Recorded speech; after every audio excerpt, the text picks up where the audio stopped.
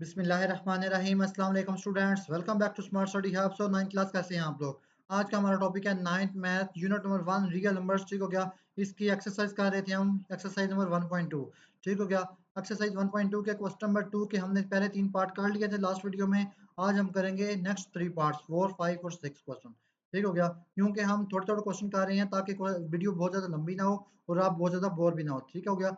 तो आप चलते हैं पहले क्वेश्चन पर। क्वेश्चन नंबर 4 है हमारे पास। पहला क्वेश्चन है क्वेश्चन नंबर 4। तो क्वेश्चन नंबर 4 को सॉल्व करते हैं। पढ़ते हैं क्वेश्चन नंबर 4 क्या है। 4 है x की पावर 14, y की पावर 21, z की पावर 35, y की पावर 14 और z की पावर 7।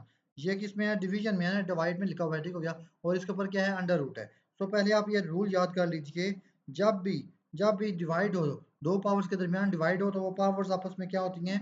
माइनस होती हैं। और जब भी इनके दरमियान मल्टीप्लाई का साइन हो, तो वो पावर्स आपस में प्लस होंगी। क्या होंगी? प्लस होंगी, ऐड होंगी। ठीक हो गया। तो आप लोगों ने ये रूल याद करना है। तो जैसा कि यहाँ पर पावर्स किस में है?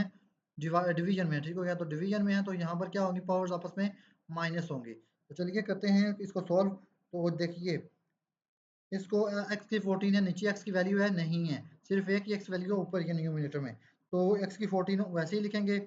और y ऊपर भी है और नीचे भी है, तो y वैसे ही आएगा। तो इसकी पावर्स पहले ऊपर क्या है? 21 है, नीचे क्या है? 14 है। इनके दरमियान क्या आएगा? माइनस। और इसी तरह z ऊपर भी है हमारे पास, नीचे भी है।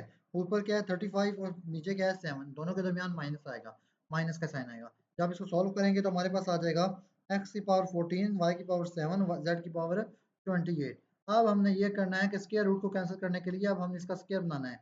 तो स्क्वायर बनाने के लिए पहले इसको आप टेबल पढ़ेंगे। 7 2 जार 14 होगा। x का 7 2 जार 14 और 3 2 जार 6, ये 7 है। हमने इसको ऐसे कर लेना है y की पावर 6 और y की पावर 1। तो जो 1 वाली होगी वो अंडर रूट के नीचे चली जाएगी, क्योंकि 1 का स्क्वायर नहीं बन सकता। तो 1 वाला अंडर रूट के नीचे चली गई। सो और 3 2 जार 6 एंड 14 2 जार 28, इसका भी स्क्वायर बन गया। अब ये इसका स्क्वायर इसके अंडर रूट के साथ कैंसिल, ये स्क्वायर अंडर रूट के साथ कैंसिल, और ये स्क्वायर अंडर रूट के साथ कैंसिल हो गया।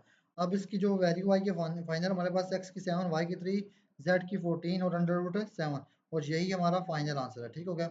यही हमारा फाइनल आंसर होगा। अब दूसरा क्वेश्चन करते हैं। अब हम क्वेश्चन नंबर 5 है हमारे पास। क्वेश्चन नंबर 5 को पढ़ते हैं।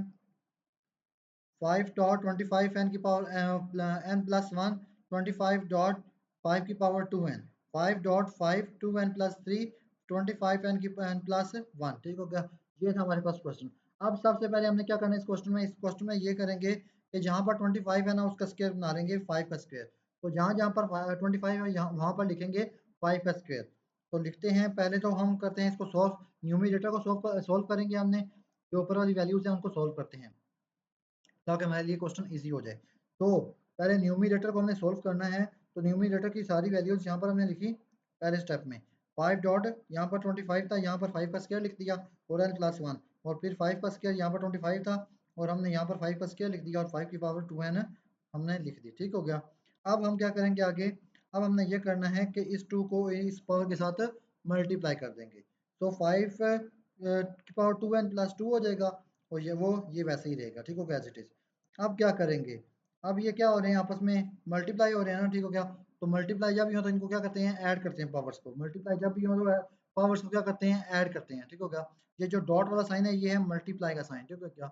अब 5 की पावर 1 यहाँ पर है तो इसमें क्या होगा? 2n प्लस 2 और 1 कॉन्स्टेंट कॉन्स्टेंट कॉन्स्टेंट के साथ प्लस होगा। ठीक हो गया। तो 2 के साथ 1 प्लस होगा तो यहाँ पर आ जाएगा 3। और इसी तरह 2 इसके साथ कॉन्स्टेंट नहीं है तो इसी तरह 2n प्लस 2 आ जाएगा। ठीक हो गया। अब नेक्स्ट क्या होगा? अब हमने कॉमन लेना है। अब 2n प्लस 3 और 2n प्लस 2 में से कॉमन क्या है? 2n प्लस 2 कॉमन है। 2n प्लस 2 कॉमन आएगा। अच्छा, 2n प्लस 2 कॉमन आ गया। अब यहाँ पर हमारे पास क्या रह गया? 5 की पावर n 1 रहेगी। तो 5 की पावर 1 रहेगी तो यहाँ पर आएगा 5 माइनस 1। क्या आ जाएगा? 5 माइनस 1 आ जाएगा। और 5 माइनस 1 क्या होता है? 4। और इसका क्या आ जाएगा? 5 की पावर 2n प्लस 2।